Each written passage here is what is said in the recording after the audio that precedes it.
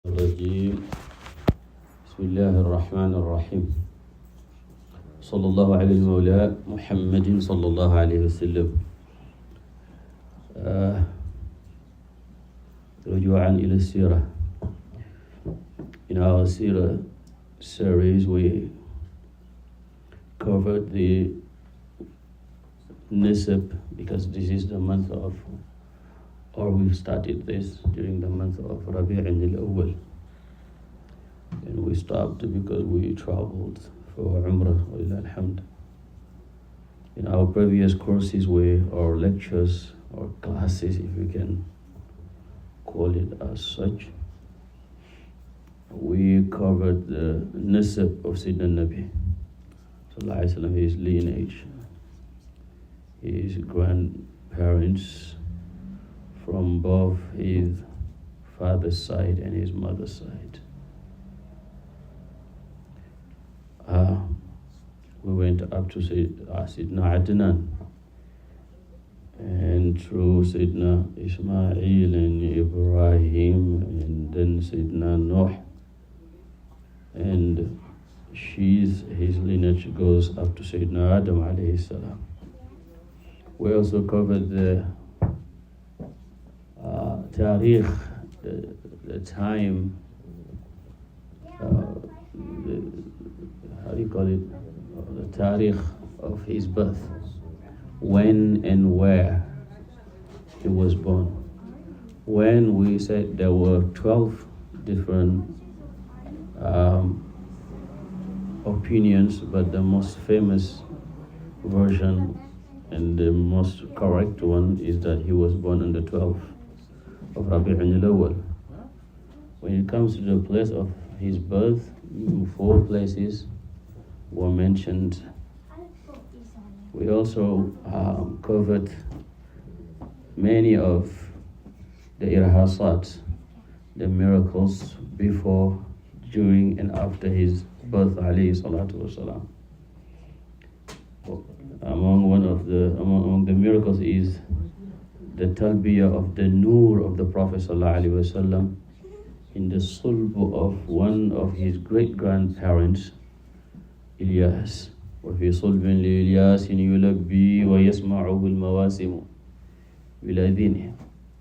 And among those miracles is what Allah Tabaraka wa Ta'ala made appear at the hands of his grandfather Abdul Muttalib when he was digging the well of Zamzam because of the wisdom, the vision he had. And when Quraysh wanted to fight for that, they went to see a kahina to tell them what to do. And in the middle of nowhere, at extreme thirst, they were all waiting for death. Water appeared under the feet of Abdul Muttalib. And Allah Tabaraka wa Ta'ala granted him what he wanted, and he had a nadhr to slaughter or sacrifice one of his children. If he has 10 children who would stand up for him whenever he is angry. Because that time he only had one child, and that was Al-Harith. And that one that is to be sacrificed is the one who is supposed to be the father of the Holy Prophet sallallahu alaihi wasallam. And you know the story. Allah Tabaraka wa Ta'ala gave a solution. So Abdullah wasn't sacrificed. That's why the Prophet ﷺ is Ibn al-Dhabihain. He's the son of the 2 great people who were supposed to be sacrificed for the sake of Allah. And Allah Tabaraka wa Ta'ala saved them. The first one is Sayyidina Ismail, and the second is his father Abdullah. And during the hamla of Sayyidatna Amina, Hamlu Habib Sayyidina Nabi sallallahu alaihi wasallam, during the pregnancy, many are the miracles Sayyidina Amina saw. It is said that during the 9 months of the hamla, of the pregnancy, these great prophets visited her to give her glad tidings. Sayyidina Adam, Sayyidina Shis, the son of Sayyidina Adam alayhi salam, Sayyidina Idris, Sayyidina Nuh, Sayyidina Hud, Sayyidina Ibrahim, Sayyidina Musa, and Sayyidina Isa. Each one for each month. And when she was about to deliver, she also saw so many miracles. And I told you that after 6 months of pregnancy, she had a vision, someone telling her, when you give birth, Sammihi Muhammadan sallallahu alayhi wa sallam. Name him Muhammad, and ask Allah Ta'ala to protect him. And it is said that Sayyidatuna Asiya, the wife of Fir'aun, and Sayyidatuna Maryam and some of Hurul Ain assisted her during the delivery time. One of them gave her water and she drank, and the other one said, drink more. And they presented themselves before her and told her who they were. And many are the miracles which occurred. It is said that no king slept on his bed the night the Prophet ﷺ was born, and the night of the Haml alayhi salatu wasalam. And then when he was born, the Iwan, the palace of Kisra, was like it was attacked. Like one of the people said, Iwanu Kisra, قد علاك محمد وليدا فماذا إن أتاك كبيرا. 14 pieces out of the palace fell. And Abdul Masih went to see one of the great visionaries, Satih, and Satih told him that you have 14 kings remaining. And that's how it happened. The miracle of the water and the fire which was extinguished because the Prophet ﷺ was born. وَسَاءَ سَاوَةَ أَنْ غَادَتْ بُحَيْرَتُهَا وَرُدَّ وَارِدُهَا بِالْغَيْظِ حِينَ ضَمِي, as Imam al-Busiri rahmatullah alayhi said. We also covered the wet nurses, or those who breastfed the Prophet ﷺ. And we said there were 8. When I say those who breastfed the Prophet ﷺ and not the wet nurses, because when you say the wet nurses, you will exclude his mother. If you say Murdi'at wa Rasulillah sallallahu alaihi wasallam, the mother was the first. And those who are his brothers and sisters in breastfeeding, they were how many? 7, mashallah. So there were 7. And we also talked about the irhas, or the mu'jizatu shaqq sadr, when he was with Halima. And we also covered the fact that his father died before he was born, and his mother would die when he's what age? 6. And his grandfather died at what age? When he was 8. عام الثماني وفاة الجد ذا هنم وحاتم وأنوشروان ذي الكرم, as Shaykh al-Hajmali rahmatullah alayhi said. And it is said that when he was 7, 1 year before his grandfather died, he had a ramat. What is ramat in English? How do you say ramat? Can you help me? Ramat. When you have like red eyes, how do you call it? The ramat, huh? When you have red eyes. Red eyes? Yeah. No, there's a name for it. I know. Is it conjunctivitis? Yes. So, pink eyes, red eyes, but there is a name for it. But don't worry about it. He has red eyes. And it is said that his grandfather took him to a man who was known to cure people. When he saw the Prophet ﷺ, he said, his dawa is with him. His cure is with him. Dawa'uhu riquhu. Just take his saliva and put it on his eyes. He was at the age of 7. Alayhi salatu wasalam. At the age of 8, his grandfather passed. And he was now in the care of his uncle, his paternal uncle, Abdul Manaf. And Abdul Manaf traveled with him for the first time to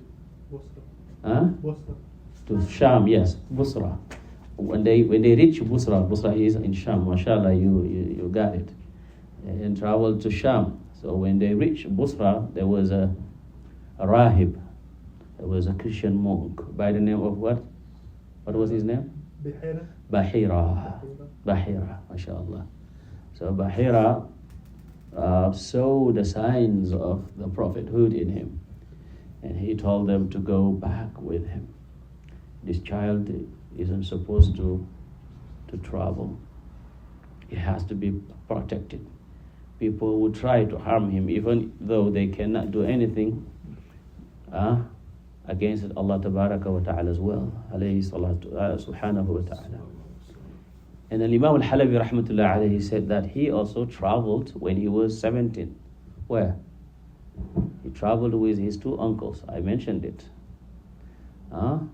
His uncle Az-Zubayr ibn Abdul Muttalib and Abbas ibn Abdul Muttalib, they traveled with him to Al-Yemen for commerce when he was 17.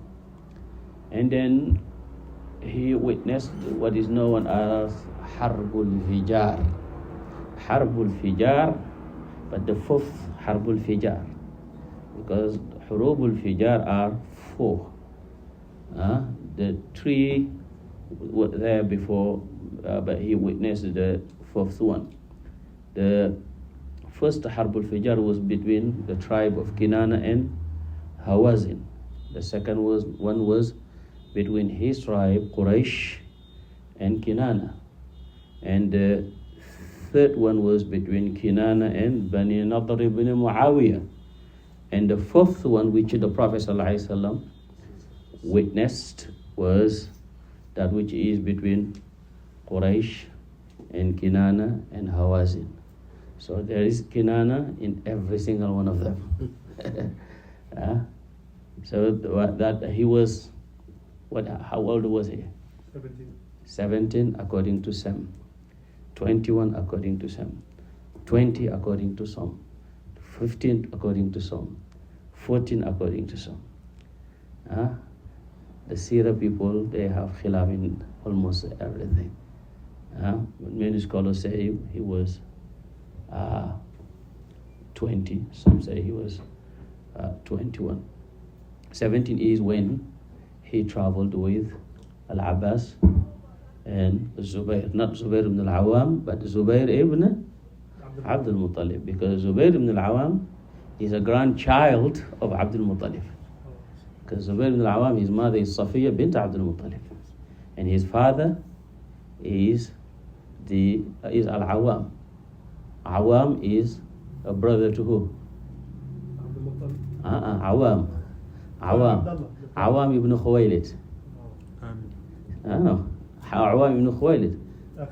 Khadija bint Khuwaylid, yes. So Zubayr is related to both the Prophet ﷺ and Khadija. And he would be the son-in-law of Abu Bakr, because he would marry later on to Asma bint Abu Bakr. And they would be the parents of Abdullah ibn Zubayr. Radiyallahu tabaraka wa ta'ala anil jami'. So the Prophet ﷺ, he said he witnessed this. And right after this came what we know as Hilful Fudul, the pact of the righteous, or the pact of righteousness.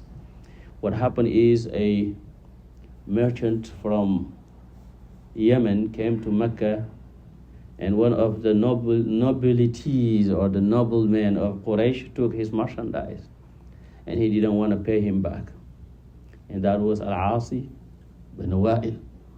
And this Yemeni went to Safa and he yelled and he shouted and told people, what is this? I am this and this and this. And he complained. Then Zubair, the uncle of the Prophet ﷺ, is the one who came for his help. And he called the other tribes to do something about it. And the tribe Banu Hashim, meaning the sub-tribes of Quraysh, Banu Hashim and Tamim and Zahra, they answered and they met at the house of Abdullah ibn Jada'an. The Holy Prophet ﷺ used to say that this health, this alliance was so dear to him that if he was to be invited to a similar one, even after Islam, he would have answered. Hilful Fudul. And they said that from now on, no one is going to be allowed to wrong people in Mecca. And they went to As ibn Wa'il and took the merchandise of that poor merchant and returned it back to him. So that happened right after Harbul Fijar. And the Prophet ﷺ at that age, he is a man now. 1 or 2 or 3 years later, at the age of 24 to 25, he will be now busy doing business, with Sayyidatuna Khadija. And that's what we're going to, inshallah, talk about when we come back, because we don't want to hold you. May Allah Tabaraka wa Ta'ala grant us all success. The most beautiful life is the life of Sayyidina Rasulullah sallallahu alayhi wa sallam. May Allah Tabaraka wa Ta'ala grant us His love and His ittiba' and husnul ittiba'i lahu sallallahu alayhi wa sallam. Hadha wa sallallahu ala mawlana Muhammad ala alihi wa sahbihi wa sallam. Amin. Barakallahu fikum wal afu minkum.